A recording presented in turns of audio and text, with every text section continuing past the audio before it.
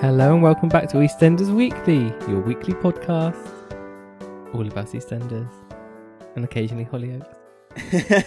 as if anything to last week to go by. Yeah. It's funny because since last week we've actually delved a bit more deeper into the well that is the Hollyoaks. Well, I wouldn't say. Well, we've watched more episodes, which is Yeah, they were awful. The serial killer got his comeuppance. he did. Well, no, a car fell on him, and then he had a broken arm and left the hospital. Very odd. And they say Eastenders has gone downhill. I know. Well, no, I don't think. I think Hollyoaks has never had a. I used to watch Hollyoaks. Well, having said that, they teenager. well, yeah, when they about 10 years ago they won the British Soap Awards for best soap. Unheard of. So there you go. So not one of the main three. Hollyoaks won it one year. So let that settle in. It's Eastenders year next year. I think, well, not next year. Maybe the following year. Okay. So we're talking about episodes from the 27th to the 31st of August. So summer is now ending. You wouldn't believe it looking outside. That's true. And plus you wouldn't believe it because you would believe it because the plots are beginning to... Well, that's why Phil's away for thick and 2 months, you fast. see, for his summer holiday. Well, in real life. Yeah, that's why he's going away. Well, doesn't he have his pantomime holiday? Yeah, that's for that's over winter. He has a lot of holiday, doesn't he? Steve McFadden. Well, I bet Letitia Dean's licking her lips ready for a 2-month break. Wouldn't we all be? Hmm. Her new husband. So we're going to talk about the Honey's new love and dating situation. Yeah. And Billy's ridiculousness of being jealous. Well, and crying on the sofa. I know. It's basically Honey and Adam are really beginning to hot up. And Honey really wants to see where this goes. Because really, let's be honest with you, but despite Billy's best efforts, he's not really going anywhere with it. No, the only idea he has is watching a film. That's the only thing he keeps doing with her. Can we watch a film and have popcorn? That's it. But they don't have a lot of money between them, do they? So they have to rub the pennies. But Adam, he's a successful dentist. He's got money to burn, so he can go to such luxurious places as Wolford East or the cafe. The cafe. The cafe. So she sort of begins this week by not really wanting to tell Billy what's going on, but her new friend Kim is sort of like, no, just go for it, girl. Well, they're work colleagues, they're Yeah. BFFs, and she's covering all kinds of sins from the square this week, isn't she? Yeah, lots of secrets. Yeah, secrets and lies. Which, Kim's right to say, it's Honey's life, she should make the most of it. But unfortunately for Honey, once she finished her shift, she walked out the Minute Mart with Billy, and after they went to the low-cost mart, which I'm sure Yolandi would not be very pleased that she's not doing all of her main shopping at the Minute Mart. She must still get a discount. But yeah, she bumps into Adam, and that's with Billy. Yes. And this is like the first time him and Billy get to meet each other, and he's there in his like tight top, and Billy's there looking all scrawny, rubbish, elf-like. Yeah. And he calls her Susan in front of Honey as well. Which Honey had said, she said, oh, did he? I'd never noticed it before. So that was I thought that was quite sweet that Honey is so infatuated by him, like so overwhelmed by his good looks and his charm that she doesn't notice that he's actually this whole time been calling her by her proper name.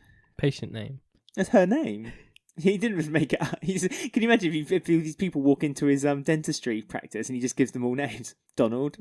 I know, but it's like the official name off of the like patient register, isn't it? But she hasn't corrected him. That's what I'm saying. Like everyone who meets her, she always introduces herself as Honey. And although obviously it's her official patient, that's her official name, that's her name, she's never corrected him for it. So he's obviously got this overwhelming power that Billy hasn't got. So Billy still calls her Honey. Billy's never ever been given the luxury of calling her Susan. Quite ironic how she likes to be called Honey, yet she doesn't like sweets being given out, sweet things. No, she does not. Because Billy, this is like a really stupid thing I think of Billy, when he sees there's some sweets on the stool and the kids are like, oh, Mum never lets us have one of them. Yeah, so he's like, yeah. And he like buys like 10 packets of sweets and gives them all to them at once. To like be like the cool, good dad. I mean, they don't even mix the sweets together. Like it's bad enough that they're in the little bags, but they're all these individual different sweets. And he had his kids feed him the sweets like they were grapes, like he was some kind of Roman gods. He was like, give me one, but he couldn't just peel the grape and feed himself. He had his children do it for him. I mean, it's not good parenting, this. It's terrible parenting, especially when you're defying what the other parent is already set as ground rule. Because she's getting texts and things, and she's been going on dates with Adam. So he's trying to be the better, the more fun parent, which really carries on throughout the week, really, of their situations. We're going with the sweets again. Just one more thing. I think in Billy's head, in Billy logic, because Billy's not, the brightest of all the sparks on the square. His logic is that because she's dating a dentist, as a punishment, he's giving his children sweets deliberately to rot their teeth. Well, once Will throws up over her, she does say, well, actually, Billy, you didn't really think this through, because the more rotten their teeth are, the more they're going to see the dentist. They're going to actually visit Adam. And Billy's like, oh, yeah, should have thought about that. So it's another day and it's another night on the sofa, and Billy's suggested that perhaps they have a movie night. Again. The depressing movie night. No, it wasn't depressing. It's one of the best films ever made, Mary Poppins. Is that what it was? Yeah. You don't like your musicals, do you? No, I hate musicals. I'm like Billy. Yeah, but it just looks so gloomy, and they're like on this grotty sofa. I also feel sorry for Jay, because they've taken over the whole place. Yeah, Jay, the whole week was never there. No. He always had to find locked reasons. in his room, what have I done? I mean, Jay does whine about this a little bit later on, when we head to the Keanu and Sharon story. Keanu's new shirt. Yes, but yeah, no, Jay just kind of, bless him, he kind of kept out the way the whole time. But then I suppose now Billy's got no hope in ever really getting with Honey. I think that Jay may be a bit more resistant. But even when he was on his own crying at the end of the week, he took over the whole lounge again and had all the curtains drawn and was crying over a movie. Yeah, well, it's not fair on Jay. Well, no, I agree with you. It's meant to be a communal place, and he just takes it over and makes it depressing. Well, then that's why I say I think Jay will be less keen to give away the communal space now that he knows that there's no hope for him and Honey. The 1 in 100 chance. He's had 99 already. So Honey has her favourite chocolate milkshake again, but she's got it on her top lip. It was a donut, wasn't it? It was the icing of a donut. Yeah, it was like a lot of things on her mouth. She's a messy eater, Honey. She's chose all these rules to her children, and she can't eat properly either. And of course, in walks in Adam and makes a joke about it, and you see that he's with Ashard. Yeah, he's with the Ahmeds, isn't he? His adoptive parents. So that's nice, and he's doing home visits for his aunt and uncle. Yes, which is weird. Why don't they go to the dentist? Well, and the kid, it's a little their baby, isn't it? They were looking at. Oh, was it? Yeah, yeah. So they were looking at the little baby's teeth. And he's like, why don't you come along and show the kids exactly what I do, Yeah, and Will's like, yeah, can I please? Will's the sweetest kid. He's so encouraging to his mum. Like, throughout the week, whenever Billy's been a complete and utter idiot, Will's been almost the voice of reason, isn't he? He's always been the adult in the relationship between his father and himself. Always looks after his father. Well, he had to grow up fast when he moved to Canada to become a model. Yeah, that's true. Why is he not a model anymore? I'm really sad that they don't make... Because they had to bring Honey back. I know, but... Isn't that what Honey used to be when she was young, her model as well? That's how they bonded, yeah. But Another life. Another life. Yeah, but you think that, in the modelling lifestyle, that Will would still be... Wouldn't be living... He's too old now. He's out on... His career's over. He's got to become an adult now. Yeah, he has to wait until Honey leaves next time, and then that'll be why. Yeah, but then he'll be recast by a completely different actor, and he'll be a very good-looking guy. And then he'll probably be another model. Life imitating art. So he's doing his dentistry, and he says, "Oh, Will, Janet, would you both like to have your teeth looked at?" And they're both like, "Yeah, we do. We want to get our teeth looked at." And Will looks up and says, "Have you done Mum yet?" And is there this awkward silence when that was one of the best lines. They're looking at each other.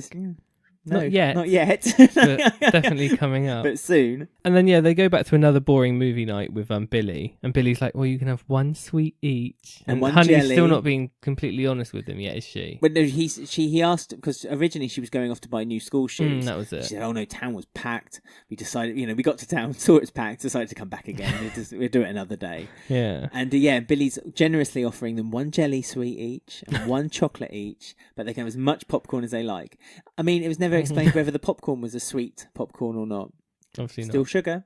No. Salty. High blood pressure. And that's when... I think Will says, oh, Adam says jellies the worst. Jellies are the worst. I didn't know jellies are the worst. What, Adam sugar-wise or just I'd imagine stuck on your teeth? They stick to your teeth, don't they? Well, I suppose chocolate kind of just melts away on in your mouth. Oh, God. Like Adam. What a week this has been on EastEnders. Where we're discussing what chocolates are worse for dentistry. So that's like the secret out of the bag. And Billy kind of says, well, okay, I want you to be happy, blah, blah, blah, blah, blah. But then towards the end of the week, we see like quite a different side to him when she's arranging to go on another date with Adam, and she's ready to go out, and he like stops her at the door. Yeah, well, he first of all, he tries to act all dismissive about it, like he doesn't care. That doesn't work too well because Honey takes it as almost as an insult. And so then he becomes the jealous husband or the jealous ex-husband and tries to stop her. I just thought it was quite like telling the way he like grabbed her arm as well and says, I don't want you to go. But yeah, exactly. He was using her as property. He was almost telling her, you can't do this. I mean, if he had the same skills with his own children, then perhaps his children would have more respect for him too.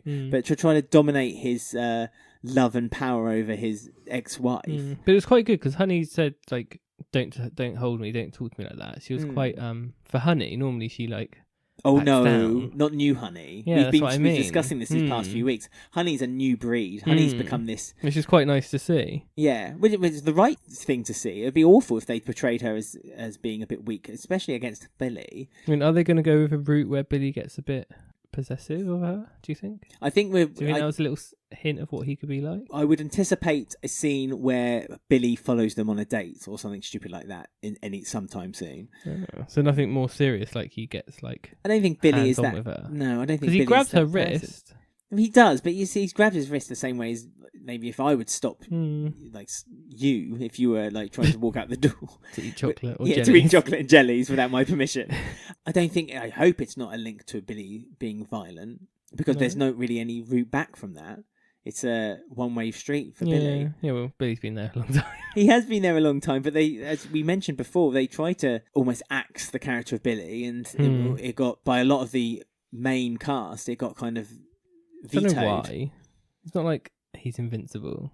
I mean, for Steve McFadden, for him, it means he's losing another Mitchell. And I suppose, if as soon as your family, unless you're a Bill, as soon as your family starts slowly dwindling on the soap, it's almost your time to go, But we saw Honey on her date with Adam as well in Wolford East. They're open. Well, hey. Played a bit of Cooler Shaker. Ian was nowhere to be seen, or Masood. So I don't know what they're doing. They pay other people to work for them. So nice date, friendly guy. Yeah, they nothing evil about him yet. Adam talks to Honey, says that he understands about perhaps wanting to talk about Billy and about what happened before they went on the date. So he seems like quite an understanding guy. Plays a joke on her. Says the white wine's very sugary. And she's like, "Oh, you stop that!" And at the end of what seemed to be quite a charming date, he said, "Another drink." She's, "I'm not sure. What about the kids?" And he then kisses her, and she's like, "Oh, maybe another two then." Well, that's because he said, "I'm away for a week in Vegas." Yes, on a conference. Is it a conference though? Why do you always suspect something bad of people? Because it's an EastEnders character. You have to question everything. But I would suspect that they just want the story to be on rest for a week and then come back to it a couple of weeks later. Maybe he has another family in Vegas. Well, bigamy? You think he's a bigamist? Maybe. I don't know. No, because Armids would know about that, and they wouldn't let it carry on. He would never have hidden that from... You can tell he's quite... Well, he's now very close to the Armids. But they are, though. They're obviously quite close, and they know each other's information.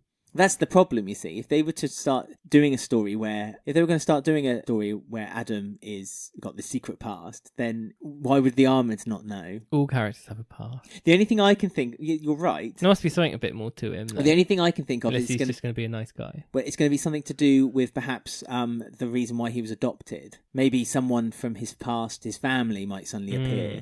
And that would be what his...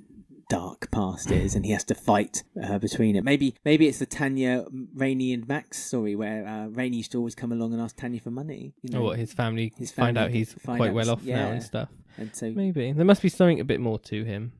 I hope it's not gambling. I know it's... Gambling? Well, I know it's... because he's going to Vegas. Yeah. I hope it's not something to do that he has like a really bad gambling problem, and so he's always finding himself like with no money, and so he sees Honey as a way of, tapping some money. I know she's not exactly rich, She ain't got no money. She hasn't got no money. She makes a good trade from she's living Minute Mart. in that house because she couldn't afford the rent. She's the manager. She has no money. She's the manager of the Minute Mart. She is the authority over Kim. That's no more to say. No. So, we just got a few comments on Twitter about the Honey, Billy, Adam situation. So, at Puddy SRC said, Billy is so dumb. Lol. Oh. He was fully punching with Honey, and he ruined it. What an idiot. He was punching out of his league. At McGirl120. Do you reckon she likes McDonald's? Maybe. Or McFlurry. Or she's Scottish. Her name's Jane as well. Does that make her Scottish? Because Jane Bill and the woman who plays Jane Bill is Scottish. Yeah. Maybe it's her. Just caught up on tonight's EastEnders. What are they trying to make... Why? Oh, wait, let me just correct this tweet a bit. Is it bad grammar? Why are they trying to make us feel sorry for Billy? No, sorry. He cheated on Honey the same night their daughter was almost killed. Go on, Honey. Snog the dentist. Ooh, yes. But that's the point I've got to say. When Honey and Adam were kissing passionately, it cut to Billy and he was crying watching the film. Yes. I don't feel sorry for him. I don't feel sorry for him in the slightest. Me either. He brought made it his on own himself. Absolutely. At Healthy Heath says, are we meant to cheer on Billy and hope that he gets back together with Honey when he's been shown saying that he isn't going to let his woman date anyone else? Ugh. That's a point. He also said his woman, didn't he? Yeah. He said, you're my woman. But she pulled him up on that, though. Rightly so. Good, yeah. Rightly so. Yes. See, I do not feel sorry for Billy at the moment. No sympathy at all. He has to, unless he loses a limb, then nothing is going to come. No, you still wouldn't. No. In the middle. I don't feel sorry for Billy. No, nor do I. I'm not really a big Billy fan anyway, so it doesn't help. I mean, that's neither here nor there. All I would say is that his character is basically paying for what he done. And it's right for that to happen. But Billy will end up winning in the end. Who could he get with? Who else on the square could his next person be? Kim. There's Kim single. No, Kim would only go for rich guys. Denise is soon to be single. No. There's Hayley. Oh yeah, maybe. Jean. Yeah, Jean and Big Mo. Big Mo. Jean and Billy. That could work. That could work. They're both similar. Yeah. I mean, Jean had a really... Anyway, we'll get to the Slaters later, but... Yeah. Jean was the top of the Slaters this week. Absolutely. But before then, we've got the exciting storyline of Ted. Yeah! Ted, Bernie and Patrick. The triangle of interest. I mean, it just goes to show how awful this is, because halfway through Monday's episode, Ted turns up out of a taxi, and I forgot that he collapsed on Friday's episode and nearly died. I forgot that happened. I mean, also, I know that they're pushed at the NHS service, but surely if someone's had an angina attack, you stay in hospital for longer than, 2 days? He was there 2 or 3 days, yeah. But that was not handled well. Like, the Friday Duff Duff was him lying face down. Presumed dead. And then halfway through the episode on Monday, he just got out of a taxi. Surprise, I'm like, here. What? I'm back. I suppose, talking of surprises, Bernie had great plans for Ted on the first. Such a pointless storyline, because by Friday, this is all undone anyway. So she has great plans to start like a health kick for him. Yes, after they have the surprise party and they're having tea and cake. Oh, yeah. Denise is invited. Again, no one really knows why. I thought that was really odd. She was there. Chatting and Riley was there. They look a bit older all of a sudden. They've had a bit of a growth spur, haven't they? I mean, you see them so sporadically. Yeah, they look different. They look different every time you see them. They've grown up. So, and I guess what brought this on was Patrick and Ted were having fun and laughing and having some rum. And Bernie was just looking in the background, like really angrily. I mean, I just need to say to the listeners of this podcast that Ben has watched that scene on repeat probably about 5 times and still giggles at the expression that Bernie gives. Bernie's just got her arms crossed, sat on the deck chair, frowning out the door. So she plots a health kick for him and gets rid of everything from his fridge and gives it all to a food bank. Yes, he's got a check and a cross list, and obviously everything in the green tick he can have. Presumably prune juice is one of the things, but he can have a cup of tea, as much tea or water as he likes, but only one coffee. I don't know why is coffee being singled out? Bad for the heart, probably caffeine, isn't it? Well, tea's got more caffeine than coffee. Oh, it's Bernie. I don't know what she's doing, does she? So she also somehow convinces the perimeter of the square not to sell him anything. Yes, there's almost like a fallout zone of anywhere that Ted goes to, where they basically will warn him. Basically, a passing on of a message from Bernie that is that if you take this could cause another attack. Angina. Yeah, think about your angina. Your poor angina, Ted. This is when Patrick and Ted come up with this grand idea. Rather than just going down the road a bit more to another shop to buy some alcohol. The Costmart, for instance. Or anywhere out of the square. Bernie couldn't have gone to every single shop. Does Ted have an Oyster card, though? I mean, you need an Oyster card to ever We can leave. get in Hayley's taxi.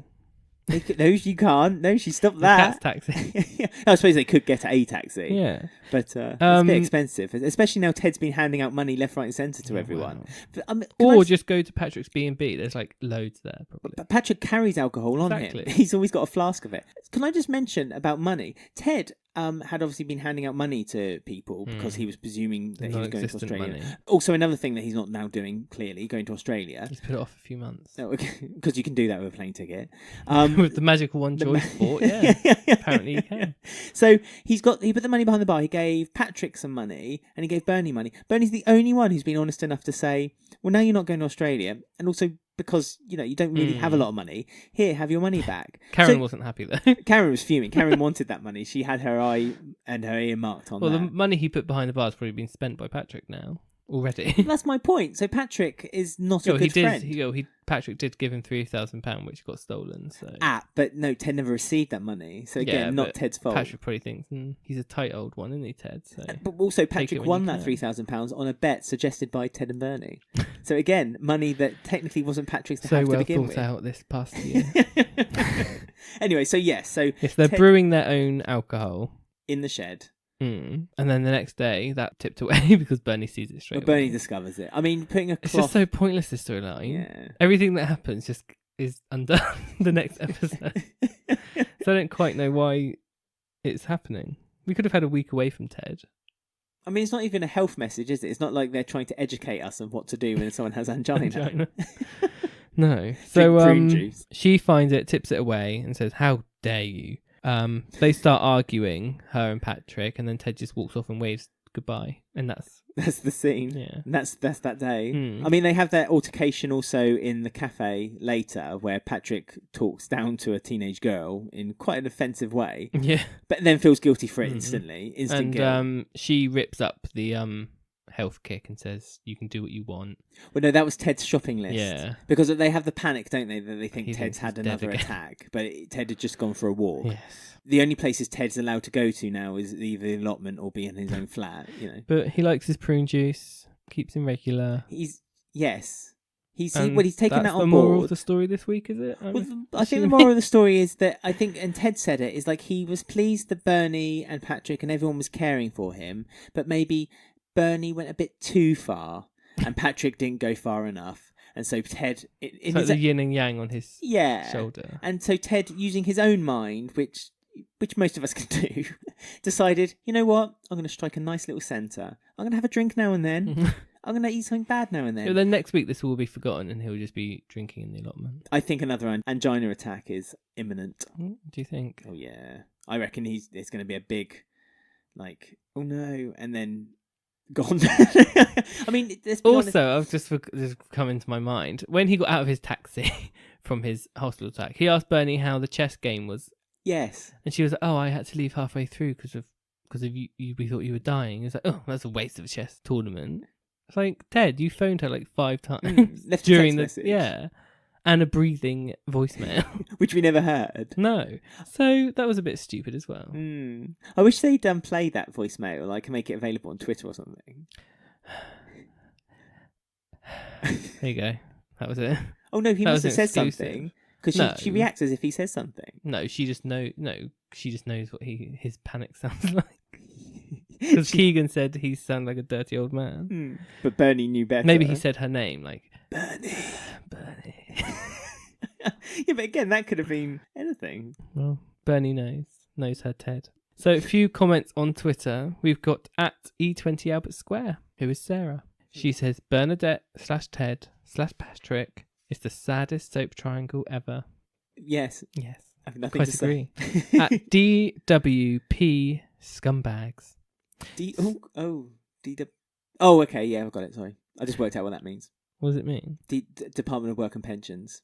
Oh, scumbags. They're scumbags. Oh yeah, their username is Job Centre Sucks.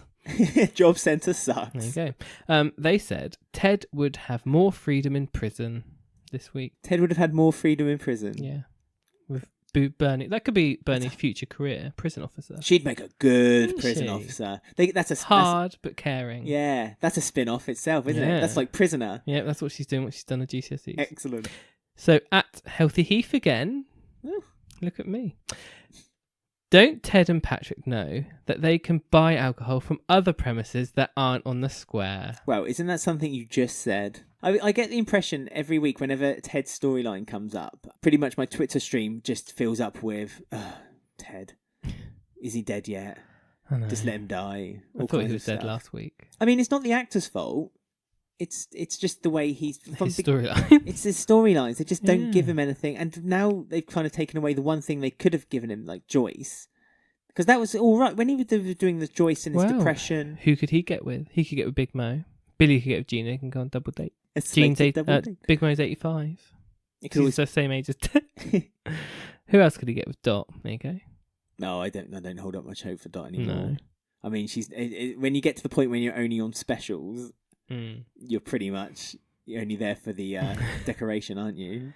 Yeah, there's no one else for Ted, really, is there? No. Love. But it goes back to what you were saying last week, which is that I wish that because they could do something with the older characters, because especially Patrick's been in the soap for 20 years now. Quite a while. So Not 20 years, but quite a while. Long enough for him to be able to be like this kind of judgy. Long enough to get a special recognition award. So exactly, but that was for work as well. He wasn't just getting it for EastEnders. Yeah, but it was at the soap awards, wasn't it? It was at the soap awards, but but normally you have to be in the soap for like to get a good the amount of time. Yeah. Okay. Well, maybe that's what they're waiting for. Maybe for the actor who plays Ted to get his special recognition award, so EastEnders can get another award next year. They were quite pleased with that one. So we're going to move on now to our long-running section. So yes, we're going to go and have a bit of a retrospective look at a past character and find out what they're doing now.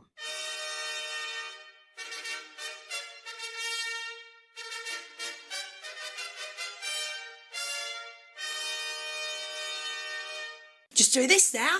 Right, so on this week's I'm Doing This Now, we are going to look at a character from the past and delve into the work that the actor has been doing since their time in Wolford. This week we're heading all the way back to 1986, where a graphic designer who went by the name of Colin Russell came to town, portrayed by Michael Cashman, from the 5th of August 1986 to the 23rd of February 1989. That's a modern job for 1986. Graphic designer? Yeah. Sounds modern for 1986. Isn't the guy who... God, we're going off EastEnders again. The main character from The Good Life, isn't he a graphic designer? Don't know. And that's from the 70s. I have no idea. He is, I think so. I thought that was fun. Or is he an architect? Or we might be an architect, actually. But they're quite similar, aren't they, graphic design? Or have I just upset lots of graphic designers? He draws on a board, though. He's not like doing computer graphic design. Oh, okay. Are you thinking... It just sounds like a modern job for 1986. That's all. Carry on. Okay. Introduced to the soap, his first hurdle to overcome with the community was trying to win over the traditional residents who were worried that yuppies like Colin were coming to open wine bars and increase the price of housing in the area. And they're right. They were right. Look at Wolford now. Yeah, look at Wolford East. E20. E20, yeah. It's all being taken over. Mitchell Motors. What's Max's?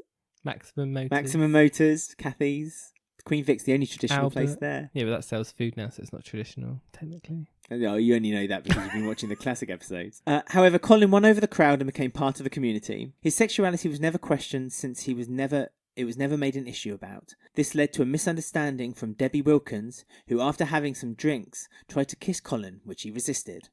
But also during a conversation with Angie Watts at the Queen Vic. Let me just say that was a spoiler. I'm watching Classic EastEnders at the moment. Why is Debbie kissing A lot of this else? is going to be spoilers for you, I'm afraid, Ben. Okay. Because this is only a few months away. I want to know why Debbie's kissing someone else. What happened to her nurse husband? You know full well what happened to him. Carry on. Well, that she... Hang on. No, Debbie! Debbie! Debbie! Anyone who's not watched the classic episodes, you may not get that reference. She's in an open relationship. Oh, yeah, of course. Modern. For 1986. Yes. Okay, so, carry on. After a conversation with Angie Watts, he slips with agreement of how he would like to kick the habit of men, later quickly correcting himself, insisting he meant relationships. Angie comforts him and says, "Let and let live, that's my motto," and taps him on the hand. It's a really lovely scene, actually. I watched it, and it's a really lovely scene. I mean, Angie is just superb. I think I say this every week, because we're now watching the old episodes of EastEnders. Angie and Den, I can see why they were the top, the pinnacle Billy. of the they were the top bit. They were a bit like the Linda and Mick. Yeah. would you say? Kind of. I see similarities from time to time. Apart from the alcoholism. Well, no, of course. But we're Apart seeing... from that, yeah. Yes. So later in the year, Colin wins over the affections of market trader Barry Clark, and they quickly move in together despite their class differences. But this was much to Dot Cotton's disgust, as she starts a hate campaign toward the couple. Can you imagine Dot doing that? No.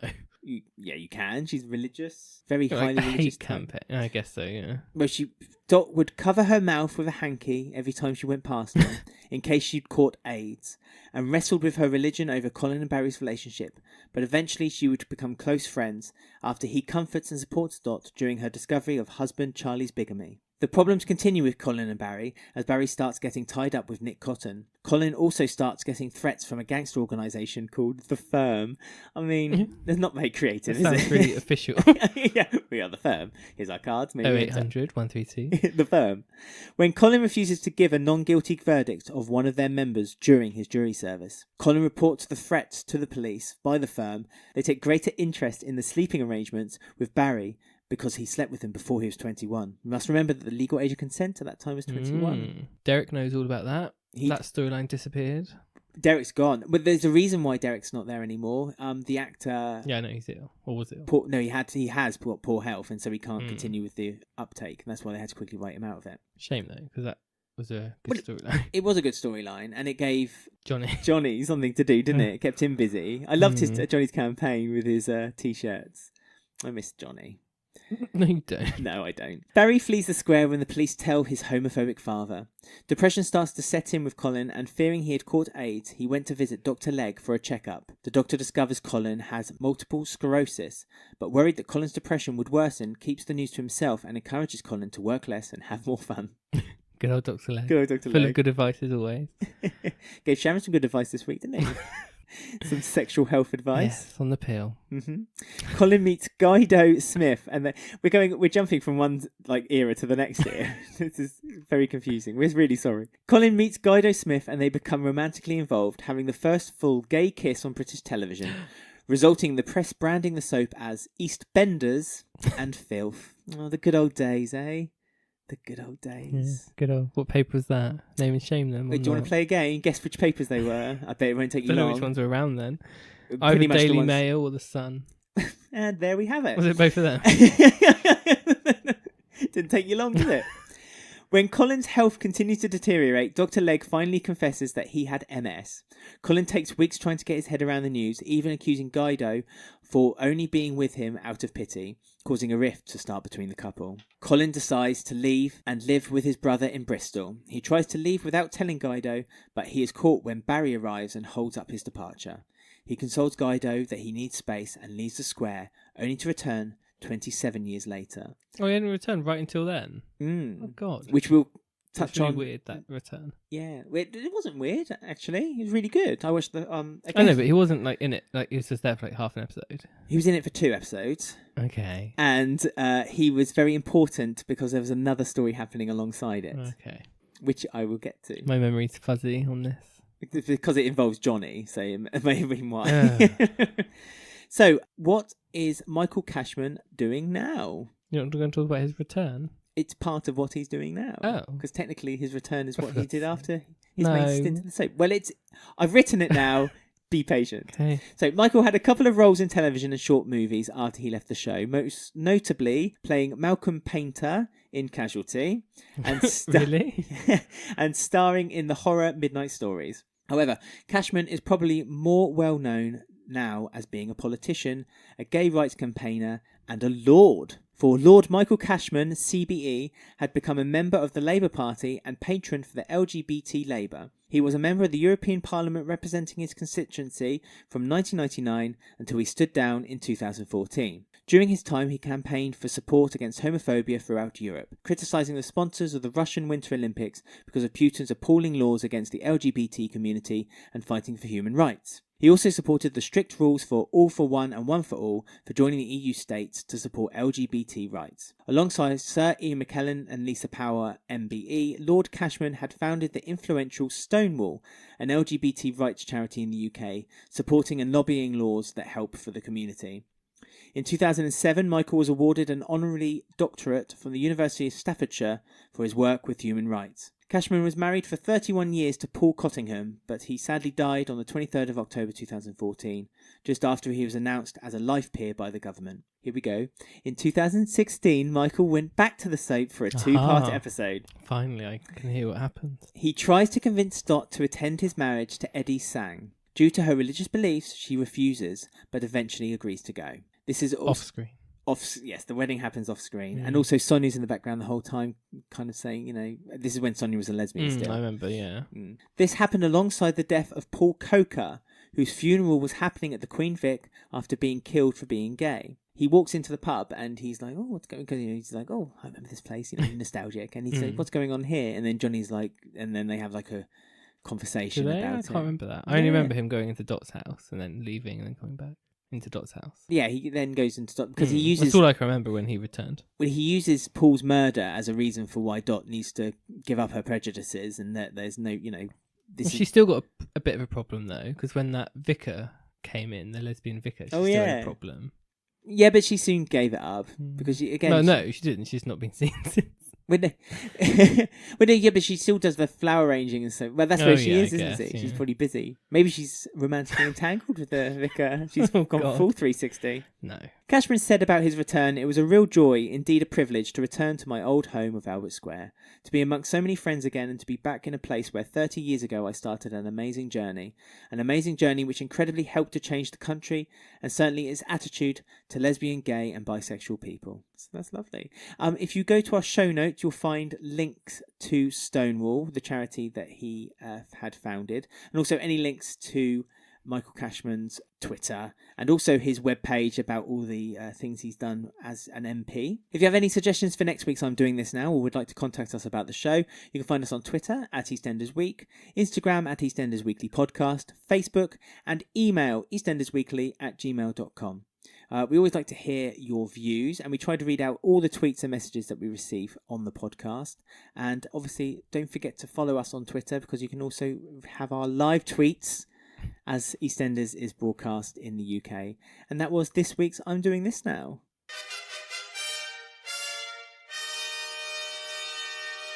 Just do this now.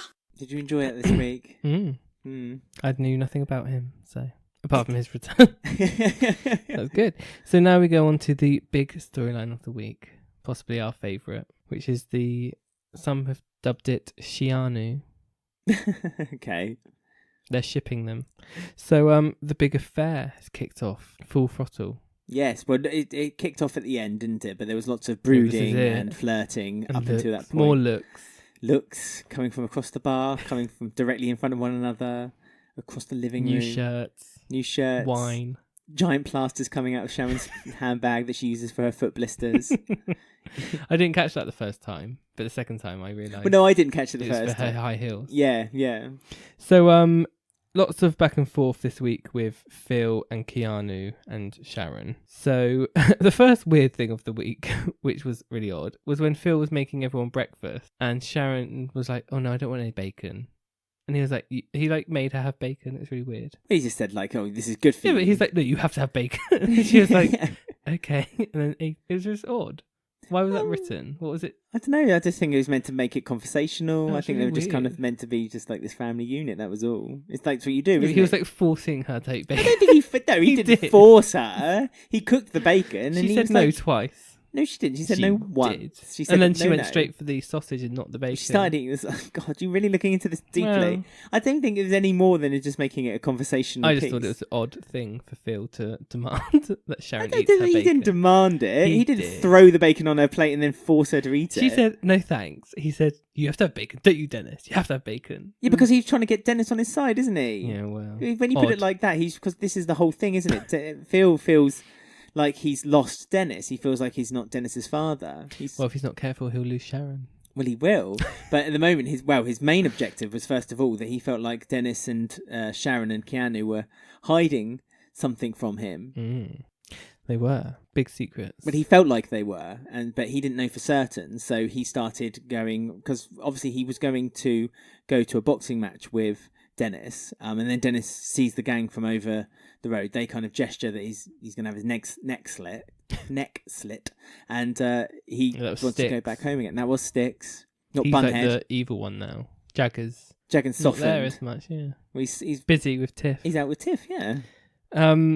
So yeah, that sort of scares Dennis, so he goes back home and doesn't want to go out on his bank holiday weekend. Yeah. Because the other option was going shopping with Sharon. I know. So... Well, no, Sharon wanted to protect him, didn't she? Again, Sharon was kind of like the mother bird and trying to put a wing around Dennis and was trying to protect him. But, you know, Phil was insistent, like he was with the bacon, that he was going to take Dennis out to do manly things with him. This is what I mean. I think this is always because the bacon thing and this whole Dennis thing is always down to Phil feeling like he's kind of just lost any kind of relationship he once had grown with Dennis. Because that was another thing, when at the breakfast table, Dennis gave Sharon the box that the music box that he had made. So Phil obviously had this big plan of like, oh, we're going to have a nice breakfast together, then I'm going to take my son out after he's going to his mother this music box. So this is basically the beginning of the week, the fact that Phil felt that he was being shunned by someone he once wanted to adopt, which was Dennis. Oh, well, he has adopted him, hasn't he?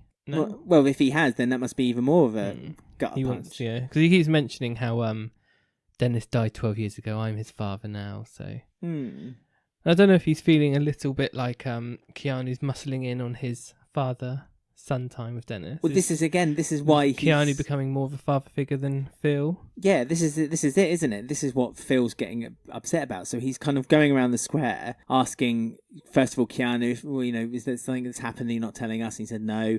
Goes to see Karen, bigs up Keanu in front of Karen. Karen then gives him the jacket and says, oh yeah, I've cleaned it. And Keanu covered it. Yeah, he's paid for it. So again, he's losing all these things, and it comes to head eventually when Phil invites Keanu to go back to their house because he wants to have a word with him, and Phil is pretty, because Phil's shouting at Sharon and Keanu's kind of telling him to calm down, and Phil finds out that Sharon and Keanu had sorted out a situation with Dennis. Not told him. Yeah, that he's feels quite emasculated by it, and so he's lost any kind of. He's lost another thing that's what Phil's all about, and that's masculinity. So not only has he lost family, which is very important to Phil, but he's lost his masculinity, which is another not a good mark for Phil. I thought that line where he said maybe Dennis deserved to be beaten up was a bit...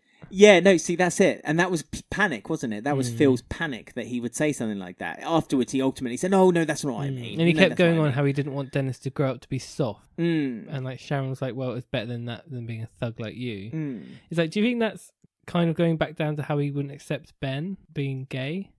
Like, doesn't want his sons to be soft? It's the thing, isn't it? When he was younger, his dad was always pushing him and Grant to be manly, and to, I suppose it was a time and an era where you kind of just did what you were told, and now it's a bit different.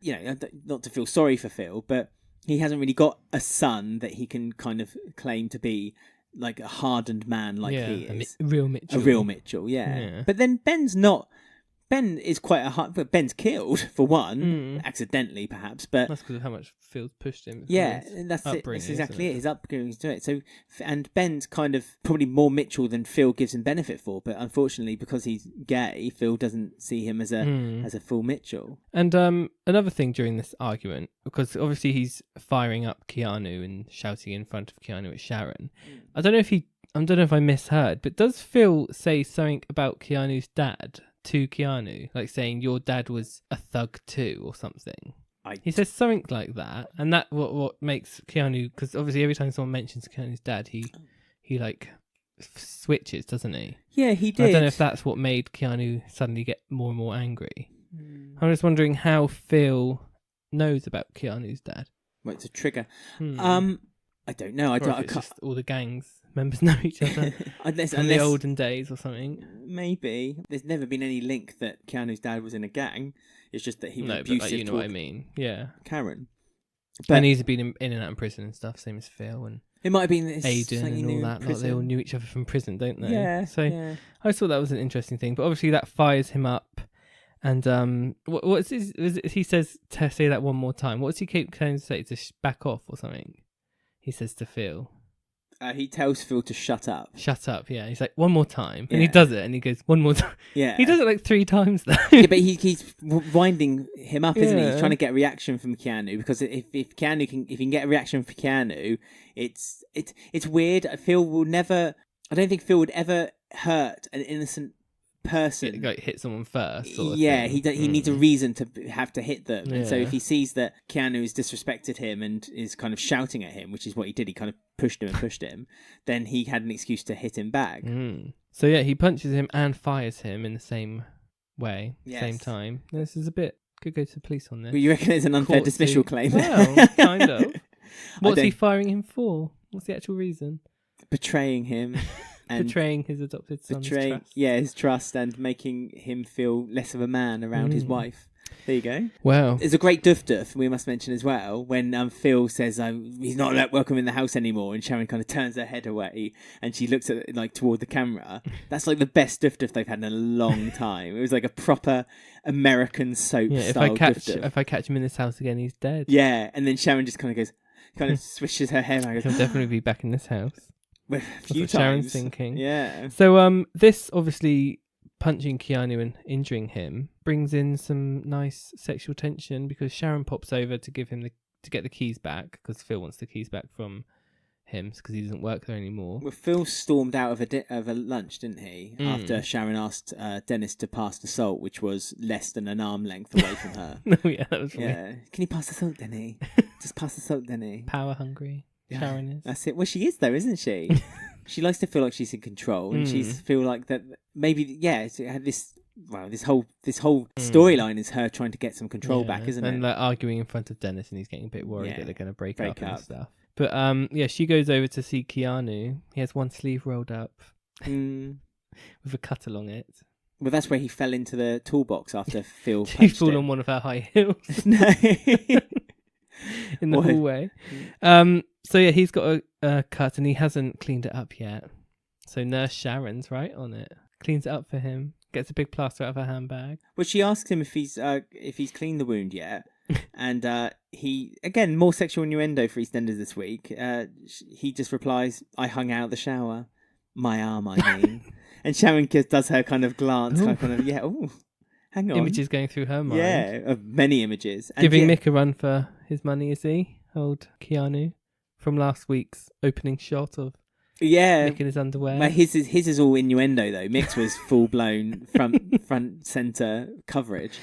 So yeah, she has this giant plaster in her bag, which after rewatching, we know it's because she has blisters on her. Yeah, for she's wearing. blisters That's on what her you get feet. for wearing high heels. I know, but how big a plaster? I mean, I've never seen her. I've seen her wear high heels a few times, but I've never seen a plaster over her foot like that. That would cover her foot. She It'll be doesn't on have- her ankle, won't it, where it rubs? Yeah, but then you'd see So I even hear. more.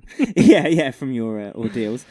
So surely you'd see it even the more. That's why she's wearing trainers now. You see, she can't just strut around the square anymore. She has to wear trainers. She's got all these action scenes that she's doing. Soft pump, just to help her feet get comfy. Yeah, the sexual tension is interrupted by Karen coming in and cutting it cold. So that's another chance where something could have happened, but it didn't. And so then Sharon, after getting the keys from the Archers, Karen's still none the wiser that Keanu's been sacked from his job. Sharon goes to the Queen Vic to get a bit of Dutch courage before she has her meeting with Phil, because they've agreed to have a chat. Yeah, at home. At home. Still welcome at home. About the relationship. And basically this is where the match is lit. Someone's poured some gasoline on it and the fire explodes because Sharon's in the pub. She explains to Linda that there's this crush. It's just a crush, and she feels a on bit a younger silly. guy, and it's silly. She feels a bit humiliated. She feels a bit silly for having this crush. And while she's telling Linda all this, who should walk in with Jay for a lads' night out? It's only Keanu with his new shirt, as you've mentioned about 5 times. You're obsessed with this It's new because shirt. it's literally been taken out of the packet and put on. And ironed. No, I don't know if it was ironed. I'm sure Karen would have ironed it. She's like a she machine is, with that ironing. New dot. Yeah. So yeah, he's out with Jay. So that's nice that Jay's got a friend again. Yeah. Normally it's Ben. So yeah, he tells. This is when we learn that Jay has basically been pushed out of his house. been pushed out of the house, and he's a bit angry that he's been pushed out of his house because he had this set up really ready. She'd already moved in her sofa, ready to move in. But I don't think it's the last we've seen of Jessica. Yeah. He mentions Jessica again, and she obviously turned up 2 weeks ago to talk to Max. So she's... It's not the end of Jessica. Yeah, she's still bubbling along. No. New single out now, by the way. Oh, yes. if you want to find it, follow our Twitter. You'll see it on there. We Tara retweeted Lee, it. Loved boys. it. Boys. Oh, boys. But they should have played that in the pub when it was the scene in the toilet between Keanu and not in Sharon. the toilet, but on the way to. It was in like the kind of like the area between the pub and the toilet. Yeah, they're in like a really small space and close up to each other. Both open the More door. looks. Yeah, it's like, oh, sorry. No, excuse me. And then Winston ruined it. I know. By shuffling past Winston. and saying like, oh, excuse me. I'll go in between both of you. Yeah, just need to go in there. She's so she's had quite a few wines with Linda. Yes. Now Linda's been quite supportive. It was quite weird because when she first started talking to Linda and she thought Phil had done something, she was like really angry. But then when she found out that it was actually Sharon that had a crush on someone, she was like, oh, that's fine. I thought that was a bit like, if it was the other way around and she was like, oh, I'm here because I think Phil's got a crush on a young girl, Linda would have like kicked off and they would have been both having a go about him. But because it's the other way around, Linda's like, oh, that's all right. It's harmless. Well, no, she actually didn't. When the first thing she said when she poured the wine was, well, she said, what's wrong? And Sharon said, it's Phil.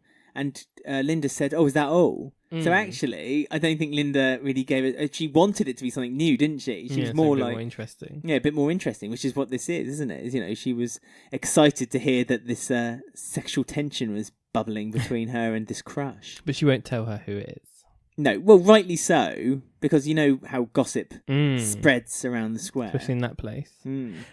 So then Sharon gets a late night text on her way home. She's about to leave and go back home. She gets a little text. Yeah, well, Jay's left Keanu on his own in E20, and Keanu was insisting. He was like, "Oh, come on, I want to have a good night out." But there was like 4 girls staring at him.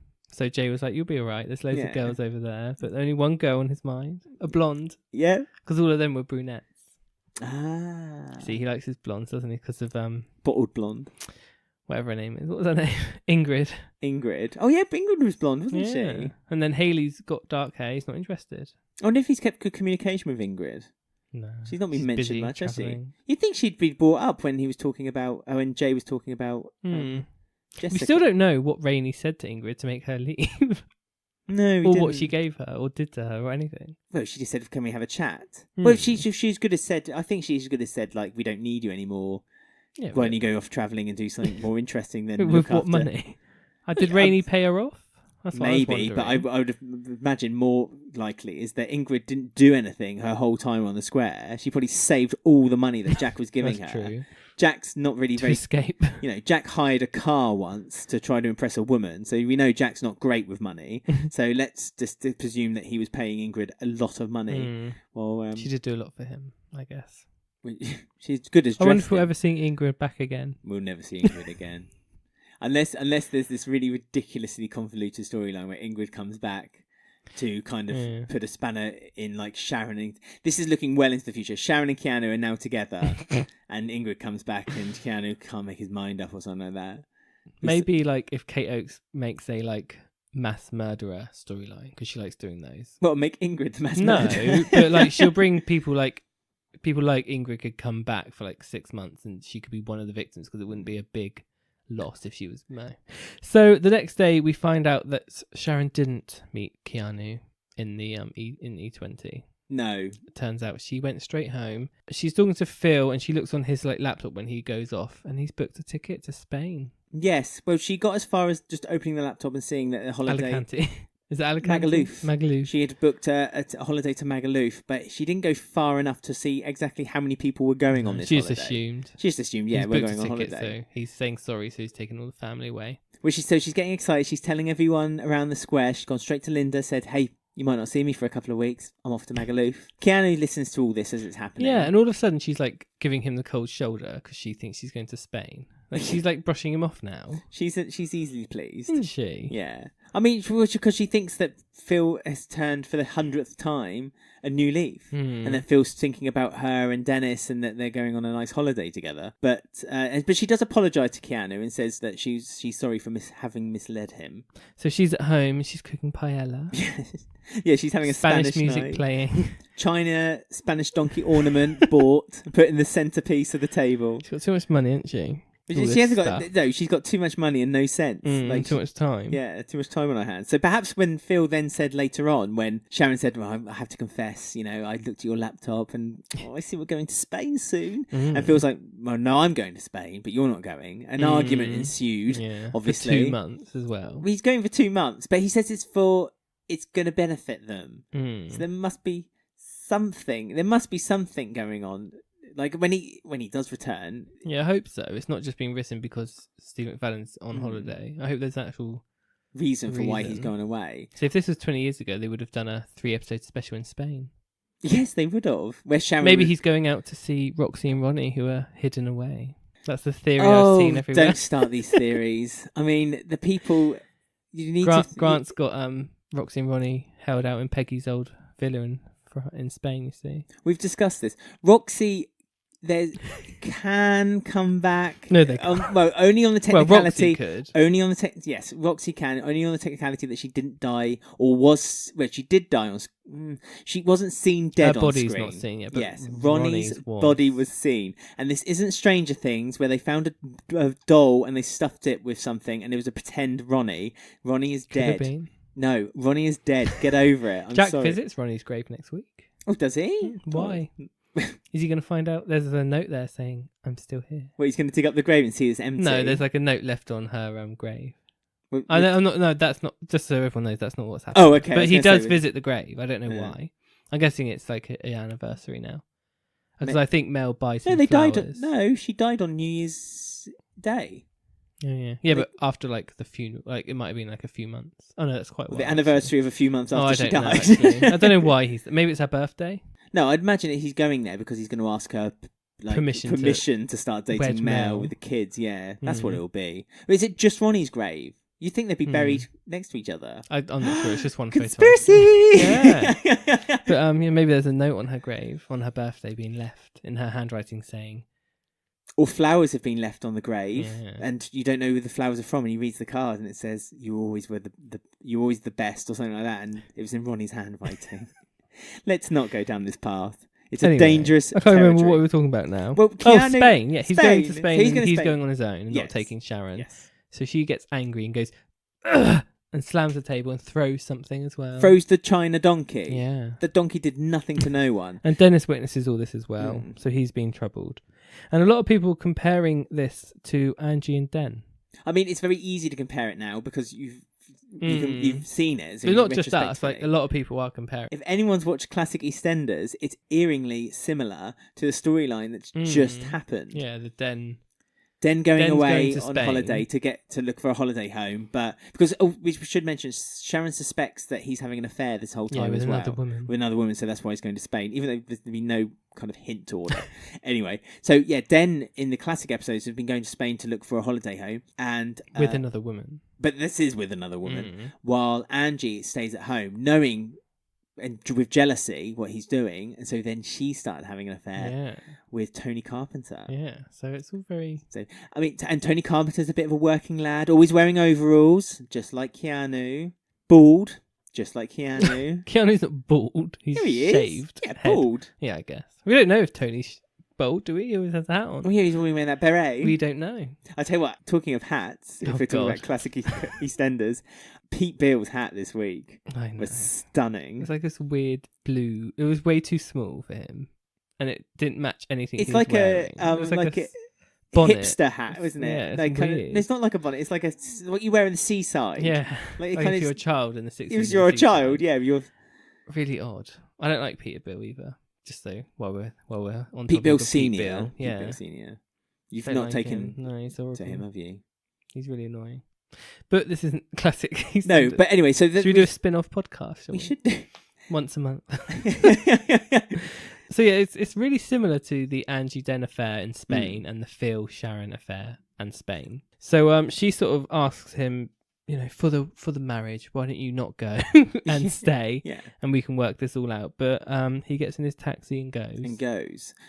So Keanu, thinking the coast is clear, then comes back to the house. I know, he's right there straight away, like knock knock. Well, this is another thing which is suspicious. Every time Phil should go off in a mood or something like that, there would always be a text message sent to Sharon instantaneously. Yeah. Now, at first I thought, it's just coincidental that he seems to know good timing of doing it. But now I think that Keanu's been a bit stalkery with Sharon, because every now and then, like you said, when Phil left and Sharon was kind of looking a bit woeful and upset, there was Keanu looking like from across the square, like looking. Well, he's waiting, isn't he? He wants his he's bottled up his tension. The tension's too much for him. He wants his bacon sizzled. He does. He wants his full English. He does. So yeah, Sharon didn't want bacon, but now she does. He pops over and has like a chat with Sharon, and he like walks towards her to kiss her, and she goes, "No, we can't." Yeah. And then Phil walks in. Oh, the again. tension. So I must say, I'm really enjoying this story. It is fun. And so yes, so Phil's there. What are you here for? And Keanu's like, "Oh, I'm here to get my job back." And Phil's like, "No, you can't have your job back." Yeah, he like almost makes him beg for it. Yeah. And then goes no still. No. Yeah. Like, so again, horrible trait. Again, adding a rift, giving Keanu a reason to maybe want to have an affair with Sharon as well, to really rile Phil up, and giving Sharon a reason to have an affair because she's seeing a side of Phil. If this was 2-3 years ago, Sharon would be like, "Oh yeah, Phil, yeah, you tell him. Oh, I it's like not doing this." anything for her anymore, is it? It's not doing it for her anymore, and She likes the softer men. but she does though, because that's why she likes Dennis Rickman. She prefers, she likes someone who can look after themselves, like Keanu, someone who will defend her, like Keanu, but won't treat her horribly, unlike Keanu, which Keanu won't, because Keanu even says to her, "Well, I don't know why you put up with it," and she just says, "Oh, you just get used to it." And Keanu's a bit like, "Well, that's really sad. Why have you just gotten used to it?" So yeah. But there's there's like a moment she's put on like sexy music. Yes, it's not sexy music. Is it Slade? Is it? It's not Slade. No, I think it is. Oh, I don't know. It's not Slade. Okay. We'll see. Well, it doesn't matter anyway, because Phil's gone again. Yeah, he's gone. He says he has to go. He has to go. go. He goes in his taxi. Sharon says, "Can we not go for a couple of days?" And he's quite dismissive with them. Actually, he's a bit like, "No, you can't." Yeah, he's really like. He doesn't say no. He says, "If you want." And she keeps asking quite a lot, like, "What is? Just tell me what it is," but he won't tell her. But I thought they had no more secrets. Also true. So that's another black mark on. Yeah. Phil. So the passion ensues over a montage of Stuart. So he's back. We'll talk about him in a minute. We'll talk about him in a minute, yes. So it flicks between Stuart and Sharon and Keanu in a weird montage. I know. Of them passionately going for it. Well, I'm presuming it's just building up to... And Dennis is away for the night. He's at a sleepover. He is. Louise isn't there because she's visiting her mum that she hates and hasn't spoken to. Which Phil didn't know about. I know. Yeah, she's not there. That was poorly written. Why would Louise be out with Lisa for a week? Well, and also, why would Phil not know this is happening? So we haven't heard anything about Lisa since she had her mental breakdown. They've not mentioned her once. Even Mel, her best friend, hasn't mentioned her. And now Louise is spending a week with her. Well, Mel's busy. Yeah, but bring back Lisa and she could be a friend with Mel. They're best friends. They were like a double act when they were in it before. They were like Ronnie and Roxy. Yeah, no, I wouldn't be too keen on that. Oh no, I like Lisa. She's good. But she will always be the character that will be like, "Oh, is she going to have a breakdown again?" Or she's a bit like Rainey. Yeah, she can shoot Phil again. Oh yeah, no, true.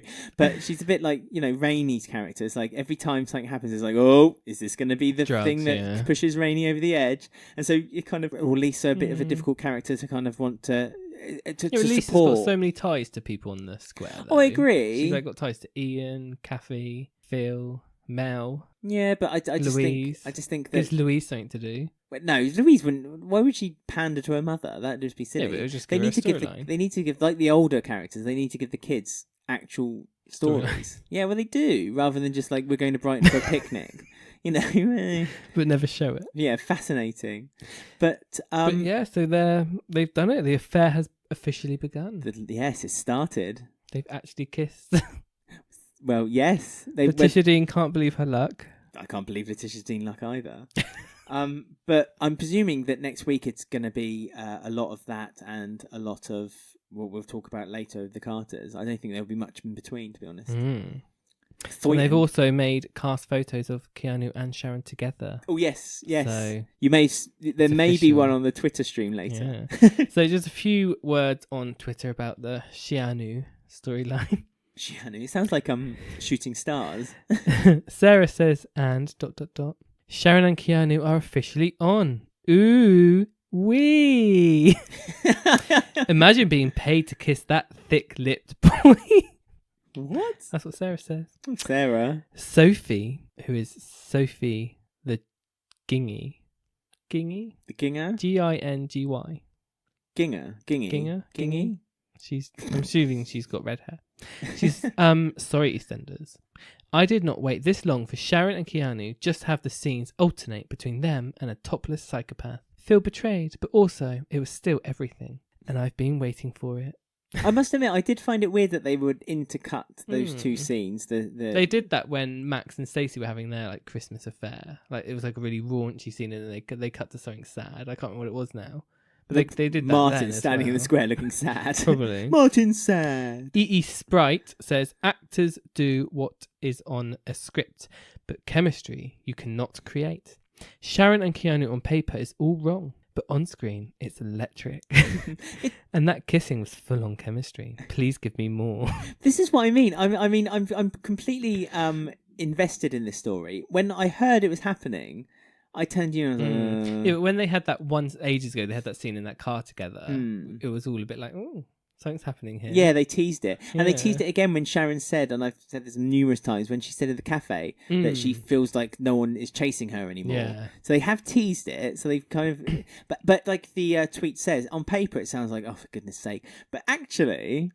It's really fun, and it's a really good story. It's fun. Well, Lisa O'Keefe, 83, she says, this story with Sharon and Keanu on EastEnders has seriously got me depressed. She's married to one of the hardest men in Wolford, and now she's having an affair with one of the hottest men in Wolford, and I can't even get a text back. Oh, dear. So everyone send a message to Lisa O'Keefe, 83, and let her know you're there for her. If I knew that message was being sent, I would send her a message. But yeah, everyone's up for it. Enjoying this story. Yeah. Keep it coming. So next up, we've just got like a sort of a mini storyline with the Slaters, where Hayley's secret has been slowly leaked throughout the week. Yes, trickled. First of all, Stacey discovers, and Stacey finds out by walking in to the lounge while Jean is measuring Hayley up for some new jeans. Yes, they don't fit anymore. It's uncomfortable. I mean, this is where Kim's lying power, also we mentioned, came into place, because she lied on behalf of Jean because Jean had bought baby grow for Hayley. Hayley didn't want it. Hayley's gesturing Hayley was with her quite eyes. right with saying this is the worst way for a secret to get uncovered by having a baby grow. Which we all knew then was going to be the week of the uncover. But Hayley's eye gesturing was fantastic. In the lounge, she kept gesturing with her eyes. In the cafe, she kept looking at Jean, gesturing with her eyes. Like, shut up. Yeah. Or go and do it. Like her kind of definite nod and then eyes widening. Go and do it. Stacey was a bit of an old bag this week, like wanting this pregnant woman to just be thrown out of the streets. Well, it wasn't just Stacey, was it? It was all of them. Stacey was really like, well, I don't care if she's out. I'd be happy. Yeah. It's like, all right, Stacey. Well, because she said that Hayley had like a really aggressive attitude, but let's not forget, Stacey, that you can just fly off the handle for no reason. She's so whatsoever. mouthy. Yeah. Stacey, isn't she, at the moment? Yeah, the secret comes out, and Jean like gets all the family round and tells all of them over the the kitchen table. Well, this isn't before Stacey does a bit of investigation, because on Tuesday she's looking... because Jean says, "Oh, the dad might be Martin." Which she said that obviously they had those two coffee dates in the cafe. So is there any possibility that it might be Martin? We also find that Kat is continuing her knowledge for her taxi license, so that's still. Well, that's basically been put in just to remind us that this is still happening. 2 hours sleep a night. Yeah. So because of Big Mo's farting and burping. So while Stacey is trying to get in touch with Martin because he's having a day off, Stacey's desperately trying to get in touch with him about whether he has had an affair with Hayley. Not an affair, but when they weren't together. Oh, had they slept together? Can't get in touch with him, though. So she asked Kush. Kush seems to be a bit worried as well. It's almost as if Stacey's indirectly asking him whether he's had an affair recently. When he says no, Martin's never done that. And there were girls, but nothing ever happened. Yes. He's loyal, Stace. He's more loyal than you ever were, Stacey. Yeah. So she's not one to ask. I mean, when he said there were girls, Stacey was quite quick. Was like, well, what girls? Who did it? And it's like, well, just because you made a mistake and then just decided, to sleep around with other men. Martin was well within his right to want to do his own. And also, like, even though Kush pretty much 100% said nothing happened, she still went and asked Hayley anyway. Yeah. It's like, so you still didn't take his word for it. Well, which causes Hayley to then feel like she's just unwanted. And she repeatedly says about 3 times, like, I did not sleep with Martin. I did not sleep with Martin. Yeah, so Hayley confides with Stacey and says, I'm leaving tomorrow. And I'm gone. So Jean wants Hayley to stay, and she's desperately trying to make amends. I think it's not just for Hayley's benefit; she's doing it for herself as well. She wants to make amends for the bad relationship she had with Stacey when she was younger. So she's almost seeing this is like her chance Hayley's to do better. Yeah, second chance. And she has a really great speech. Once all the Slaters have told Hayley to leave, she like gets them all in the lounge and like tells all of them like, "You're not ones to judge. You're all sitting in this house. It's not even your house," and stuff. So it was a really good speech, that one. And it made her like seem like the matriarch of the house, Jean, like the head of the household, when she was telling them all their home truths and they're all looking down at their shoes like, yeah, maybe she's maybe right. we aren't that great, actually, is how we think we are. I mean, Jean's done it the right way. You should always suspect the one that you think isn't going to be the most powerful one, and so Jean, you're right, is the matriarch, and so but she's always been the one that they've always looked down on and thought she was a bit never dumb, taken seriously. Never taken seriously. So Jean's now starting to show her powerful colours that she has actually control and can control them all. You're right about the speech. It was a really sweet speech. She was saying that she doesn't like any of them at the moment for the way they're treating Hayley, but she would still fight for them and she would still help them as families stick together. And Jean really has been like the saviour to Hayley. I mean, Hayley, obviously not very well educated, finds it very difficult to articulate how she's feeling. And Jean's always been there to kind of help her along. So again, it's thanks to Jean that Hayley's now been given this lifeline by the family, which is probably like the 5th or 6th time, because of the number of times they've tried to convict her from the house. Yeah. It's just insane. But, yeah, everything is made up because they do a baby shower for her. They do. And invite her to be part of the Slater gang. Yes. Officially this time. They have a party with money that they don't have. They buy a ridiculously big cake. And they have decorations and all kinds of stuff. And she reveals that it's going to be a girl as well. Or she thinks it's going to be a girl. No, is it a girl? I thought Yeah. she said she thinks it's going to be a boy. No, because yeah, because they're all girls anyway. Yeah, they are. Yes, they are. All girls. And all the Slaters. All Slaters. And, they're all quite pleased that there's going to be another Slater woman in the family. And the last thing that's said is the cat just says, don't worry about telling us who the dad is. You just keep that to yourself. Don't let anyone bully you into finding out. So obviously that's going to be something that's going to bite Cat on the bum in the future, because she's probably going to end up being the one who pushes Hayley into telling her who the father is when some more evidence leaks. Yes. We have to wait for Alfie to come back though, don't we? Is he coming back? I don't think he will. I don't think he wants to. I don't think he wants to do a full... I don't know. Benidorm's been cancelled now, so he's not got a gig. Shane Ritchie always finds work. He's always doing a game show. He'll somewhere. do a game show. Yeah. I'm sure Alfie will appear. He appeared one episode, so he'll come back for what he needs to do. He's one of those nice guys, isn't he? He'll come back for 2 weeks, like Grant. Yeah, but I hope he doesn't come back. To be honest with you, I don't want him to be a permanent person. I'll be honest. Yeah. So the last one that we're talking about, the last storyline, it was just a quick one that was added in on Friday, just to remind us all of the big week next week. Yeah, so this is what I predict is going to be the big week next week, which is the Carters and the Sharon. What did you call it? Keanu. I really think that they might just make it a Carter-Keanu week. With Well, just there's a few... there's 3 big storylines next week, going by the trailer, because Mel and her ex Ray comes back. That's right. And Jack visits Ronnie's grave. Yes, and Jack's visited the grave. So it's all going on. So yeah, basically this was just reintroducing us back to the Carters and the Stuart obsessing storyline where he's got all the photos. Because the last time we saw Stuart, he had all the photos on his wall of the Carters. And this week, Halfway comes back and Whitney has some flowers that she thinks are from Halfway, but they're not. And it has 2 emojis in the letter. Yeah, it's cry face emoji and a baby face so emoji. We don't know who that is now. And then a car drives past the square when Tina's outside playing that song, which the Acid House song. So obviously this has got everyone thinking it must be Stuart. I mean, his subtlety is not his strength, is it? Let's be honest. Well, he does it on purpose, almost like to say, I want you to know it's me, but you can't prove it, sort of thing, doesn't he? Yeah, I suppose you're right. He's doing it to kind of really tease them. So yeah, then halfway goes to visit his flat. Don't forget a bottle rolls down the corridor of the beer Oh yeah, cellar as bottle well. smashes in front of Linda. Yes. Yeah. I'm presuming that Stuart is paying people to do this for him. Yeah, it must be. Because he can't be there. He can't be there. It's probably someone like... So maybe he's hiring some of the gang out. Jagger's gang. Maybe. Maybe he's hiring that girl. Yeah. Maybe that's what Alicia. It was on Friday. Dennis was out, wasn't he? Maybe it was Dennis doing all this. Yeah, maybe. Dennis, he'd do anything for a few Bit pennies. of money. He wants his new game console, doesn't he? Dennis, get off that game console! Yeah, he hasn't got Michelle to blackmail anymore. No. So yeah, he halfway goes over and has like a chat with Stuart again. And Stuart sort of like plays the, I know I'm sick, I will get help. But I'll only get help if you don't tell the Carters it was me. Yeah. Like he's sort of playing more games with halfway. And which halfway should see as a bit of a contradiction of something else he said earlier. Because he also said, I need attention from everyone. So so he said he did all this because he wanted the attention and to be caught and for people to know. Because he likes people to know that he's still around, whether it be bad or good. But yeah, I'm just like, come on, halfway. Have you not learned your lesson now? He's trusted him again, and he's not told the Carters he's gone to visit him again. No, he said he did. He said he went to visit them. Oh yeah, he wasn't. And when there, he got there, he in wasn't there, and someone told him that he'd gone to Dublin. And then he covers all the things that happened on that day. He covers and says, oh, it wasn't Stuart, it was this or this or that.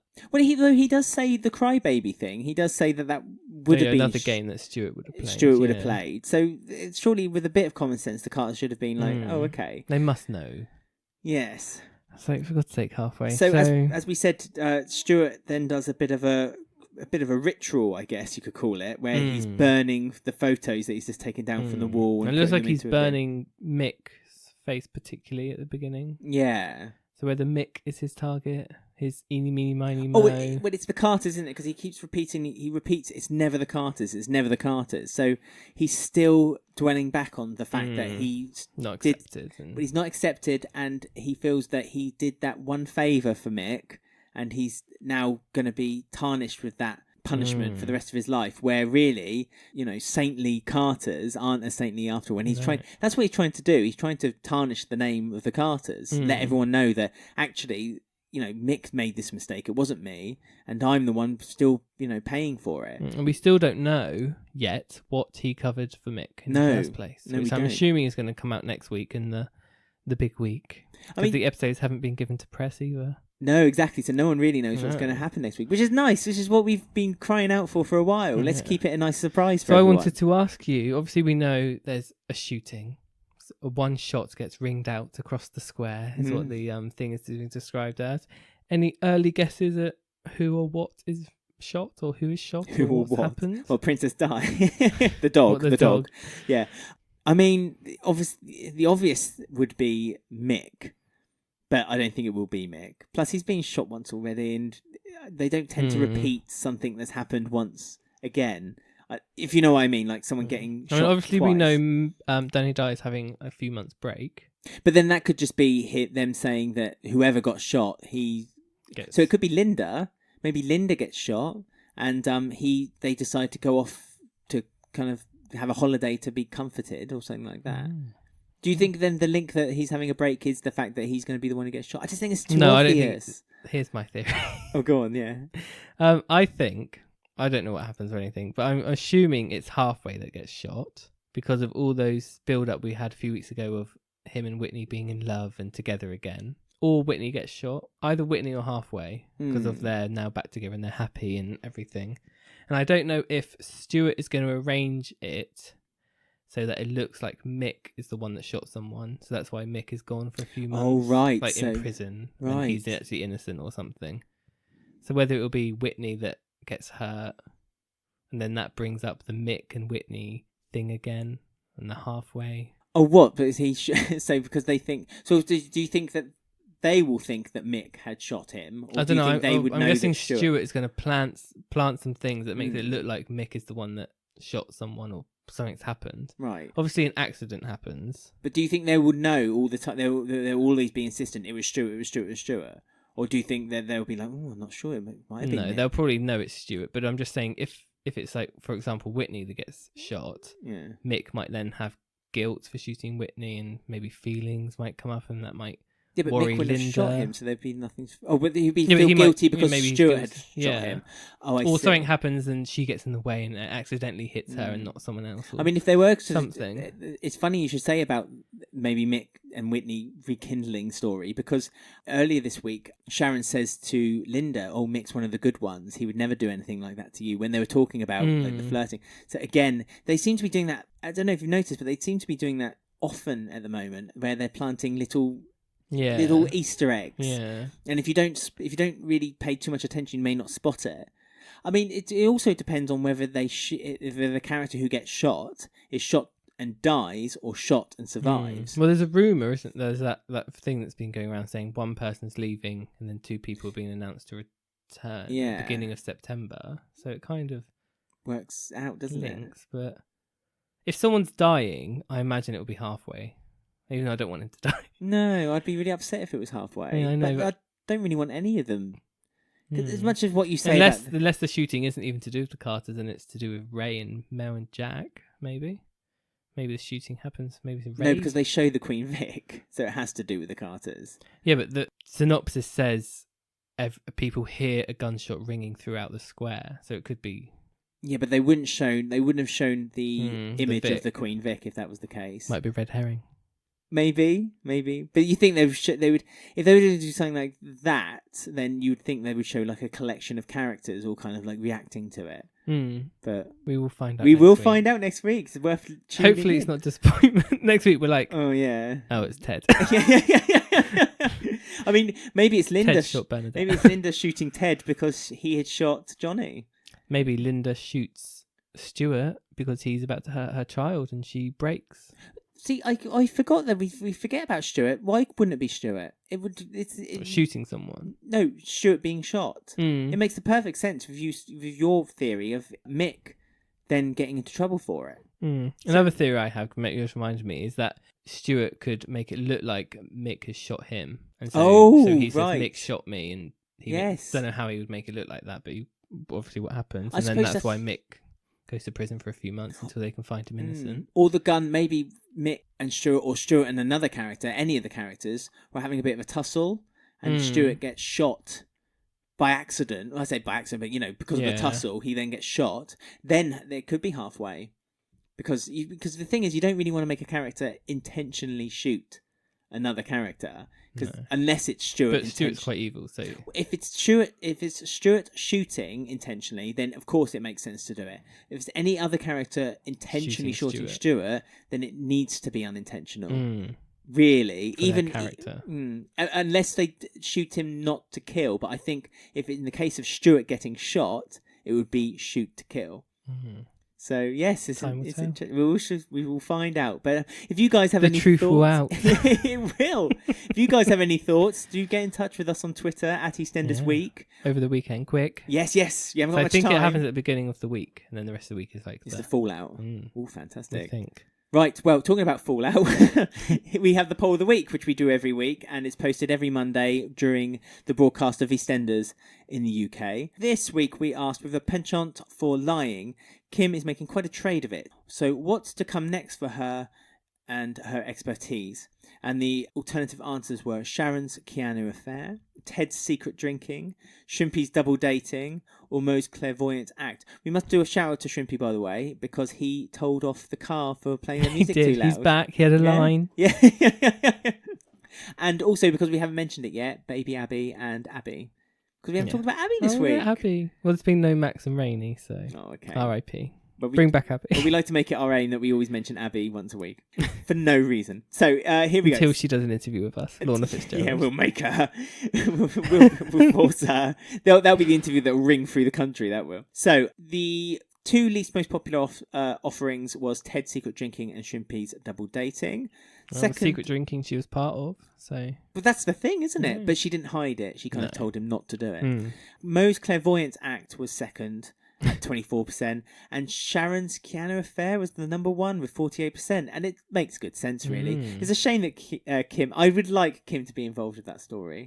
I don't know how you feel about that. Yeah, I don't think Kim and Sharon have much to do with each other, do they? So no, they don't really. But then Kim has been involved with other people's stories this week, so it's nice for her to, put a toe in the water Yeah. and see what comes out. Of course. As always, you can always follow us on Twitter at Eastenders Week, to Instagram at Eastenders Weekly, or email us eastendersweekly@gmail.com. We love receiving your tweets and your comments, and we try to read out as many as we can on the show. And we also like to hear any suggestions you guys might have. And also you can follow us live tweeting every time EastEnders is broadcast in the UK. So I just want to say before we leave, thanks for sending those flowers to me this morning.